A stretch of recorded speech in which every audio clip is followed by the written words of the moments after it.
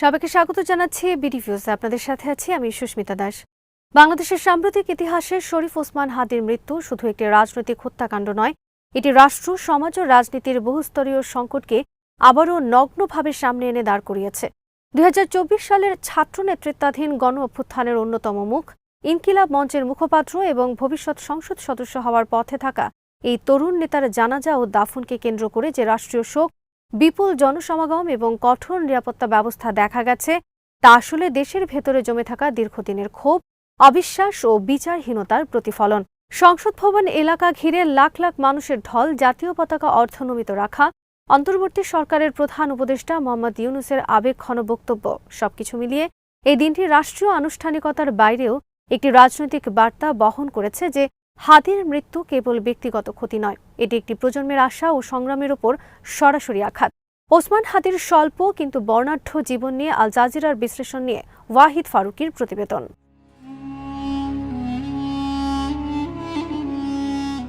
হাদির দাফন ঢাকা বিশ্ববিদ্যালয়ের কেন্দ্রীয় মসজিদে জাতীয় কবি কাজী নজরুল ইসলামের পাশে হওয়াটাও গভীর প্রতীকী তাৎপর্য বহন করে। নজরুল যেভাবে ঔপনিবেশিক শাসন ও অন্যায়ের বিরুদ্ধে বিদ্রোহের কণ্ঠস্বর ছিলেন, অনেকের চোখে হাদিও তেমনি এক আধুনিক বিদ্রোহের প্রতীক। এই প্রতীকের শক্তি হয়তো তার মৃত্যুর পর জনমানসে এমন তীব্র প্রতিক্রিয়া সৃষ্টি করেছে। রাষ্ট্রীয় শোক পালনের সিদ্ধান্ত অন্তর্বর্তী সরকারের পক্ষ থেকে একদিকে হাদির অবদানকে স্বীকৃতি দিয়েছে, অন্যদিকে সরকার নিজেও যে এই হত্যাকাণ্ডকে রাজনৈতিকভাবে কতটা গুরুত্ব দিচ্ছে সেটি স্পষ্ট করেছে। তবে প্রশ্ন থেকে যায়, শোক আর আনুষ্ঠানিকতা কি আদৌ সেই গভীর ক্ষত সারাতে পারবে যা বছরের পর বছর ধরে জমা হয়ে আছে?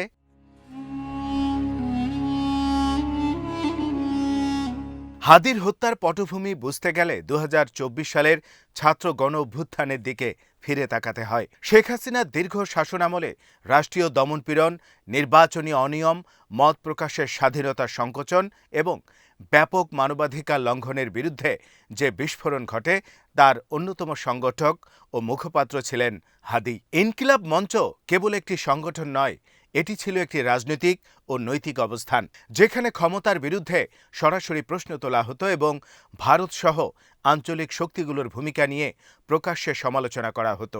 এই স্পষ্ট অবস্থানই হাদিকে জনপ্রিয় করেছে, আবার একই সঙ্গে তাকে বিপজ্জনক করে তুলেছে ক্ষমতা কেন্দ্র ও তাদের সহযোগীদের চোখে।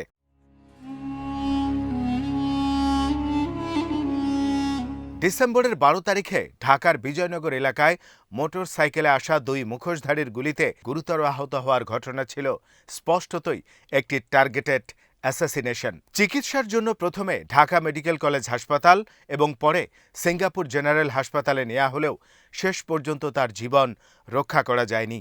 এই হত্যাকাণ্ডের ধরন, সময় এবং পরবর্তী ঘটনা প্রবাহ ইঙ্গিত দেয় যে এটি কোনো বিচ্ছিন্ন অপরাধ নয়, বরং সুপরিকল্পিত রাজনৈতিক হত্যাকাণ্ড। এখানেই রাষ্ট্রের দায়িত্ব প্রশ্নের মুখে পড়ে। একজন উচ্চ প্রোফাইল রাজনৈতিক নেতার নিরাপত্তা নিশ্চিত করতে রাষ্ট্র কেন ব্যর্থ হলো?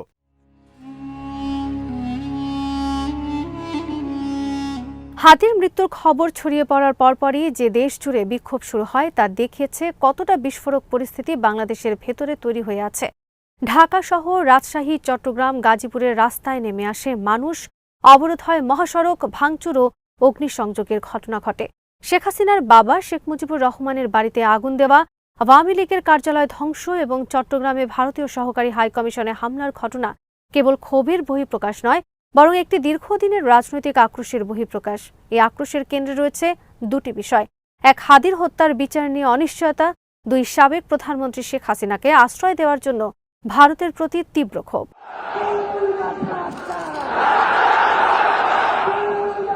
ভারত বিরোধী স্লোগান ও প্রতীকী হামলাগুলো দেখিয়েছে যে বাংলাদেশের রাজনীতিতে ভারত প্রশ্নটি আবারও কতটা সংবেদনশীল হয়ে উঠেছে। বহু মানুষ বিশ্বাস করে শেখ হাসিনার শাসনামলে ভারতের প্রত্যক্ষ ও পরোক্ষ সমর্থন ছিল এবং তার পতনের পরও তাকে আশ্রয় দিয়ে ভারত বাংলাদেশের জনগণের বিচার প্রত্যাশাকে উপেক্ষা করেছে। হাদির হত্যাকারী সীমান্ত পেরিয়ে ভারতে পালিয়ে গেছে, এই ধরনের গুঞ্জন ও পুলিশের ইঙ্গিত জনমনে আগুনে ঘি ঢেলে দিয়েছে। যদিও এই দাবি এখনও নিশ্চিতভাবে প্রমাণিত হয়নি, তবুও রাজনৈতিক বাস্তবতায় গুঞ্জনই অনেক সময় সত্যের চেয়েও শক্তিশালী হয়ে ওঠে।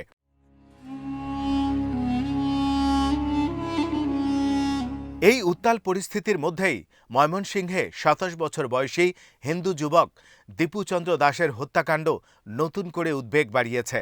সরকার একে লিঞ্চিং হিসেবে বর্ণনা করেছে এবং ৭ জনকে গ্রেপ্তারের কথা জানিয়েছে। এই ঘটনা দেখিয়েছে রাজনৈতিক অস্থিরতার সুযোগ নিয়ে সাম্প্রদায়িক সহিংসতাও মাথাচাড়া দিতে পারে। বাংলাদেশের মতো বহু ধর্মীয় সমাজে এটি অত্যন্ত বিপজ্জনক সংকেত। রাষ্ট্র যদি দ্রুত ও নিরপেক্ষভাবে আইন প্রয়োগ করতে ব্যর্থ হয়, তাহলে রাজনৈতিক সহিংসতা খুব সহজেই সাম্প্রদায়িক রূপ নিতে পারে, যার পরিণতি হবে ভয়াবহ।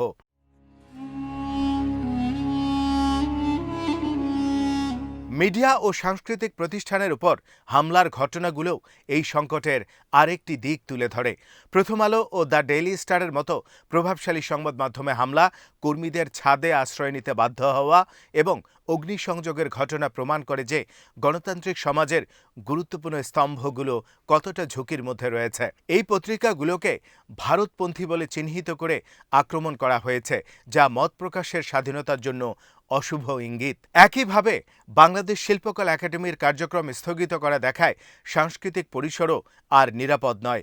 যখন সংবাদ মাধ্যম ও সংস্কৃতির জায়গা সংকুচিত হয়, তখন সমাজ আরও বেশি মেরুকৃত ও সহিংস হয়ে ওঠে বলে আল জাজিরার বিশ্লেষণে বলা হয়েছে।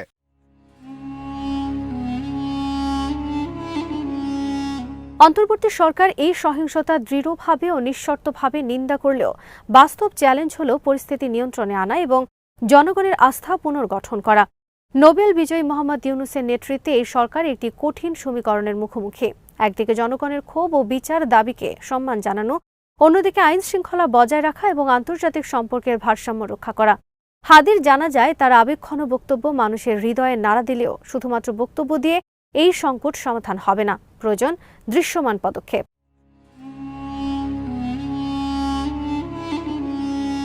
হাদির হত্যার বিচার এই দৃশ্যমান পদক্ষেপগুলোর মধ্যে সবচেয়ে গুরুত্বপূর্ণ।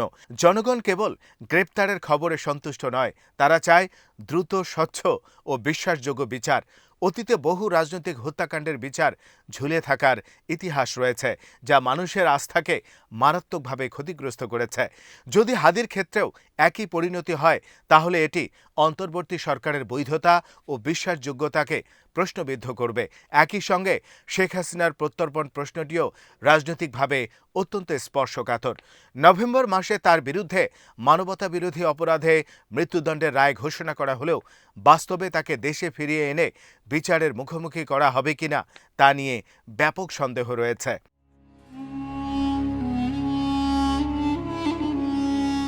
এই সন্দেহের পেছনে রয়েছে আন্তর্জাতিক রাজনীতি ও শক্তির বাস্তবতা। ভারত বাংলাদেশ সম্পর্ক কেবল আবেগ দিয়ে নির্ধারিত হয় না, এখানে নিরাপত্তা, বাণিজ্য ও ভূরাজনৈতিক স্বার্থ জড়িত। তবুও জনগণের চোখে বিচার প্রক্রিয়া যদি আন্তর্জাতিক সমীকরণের কাছে জিম্মি হয়ে পড়ে, তাহলে রাষ্ট্রের সার্বভৌমত্ব নিয়ে প্রশ্ন উঠবে।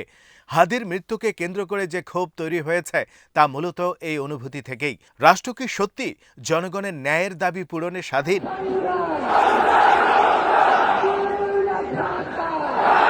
হাদির পরিকল্পিত রাজনৈতিক ভবিষ্যতও এই বিশ্লেষণ গুরুত্বপূর্ণ। তিনি ২০২৬ সালের ফেব্রুয়ারিতে অনুষ্ঠেয় নির্বাচনে ঢাকা ৮ আসন থেকে সংসদ সদস্য হতে চেয়েছিলেন। তার জনপ্রিয়তা ও তরুণদের মধ্যে গ্রহণযোগ্যতা তাকে একটি সম্ভাব্য নতুন রাজনৈতিক ধারার প্রতীক বানিয়েছিল। তার মৃত্যু সেই সম্ভাবনাকেও হত্যা করেছে। এটি তরুণ প্রজন্মের জন্য একটি বার্তা। রাজনীতিতে সক্রিয় হলে জীবন ঝুঁকির মুখে পড়তে পারে। এই বার্তা যদি প্রাধান্য পায়, তাহলে গণতন্ত্রের ভবিষ্যৎ আরো অন্ধকার হয়ে উঠবে।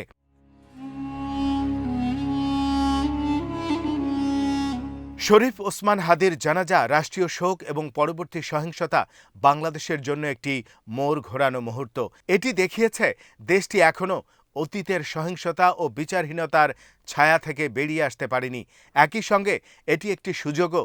রাষ্ট্র যদি সাহসী ও ন্যায়ভিত্তিক সিদ্ধান্ত নেয়, তাহলে এই সংকটকে একটি নতুন সামাজিক চুক্তির ভিত্তি হিসেবে ব্যবহার করা যেতে পারে, যেখানে রাষ্ট্র স্পষ্টভাবে বলবে রাজনৈতিক মতপার্থক্য কোনোভাবেই হত্যাকাণ্ডের মাধ্যমে মীমাংসা করা যাবে না এবং বিচার হবে নিরপেক্ষ এবং আপোষহীন।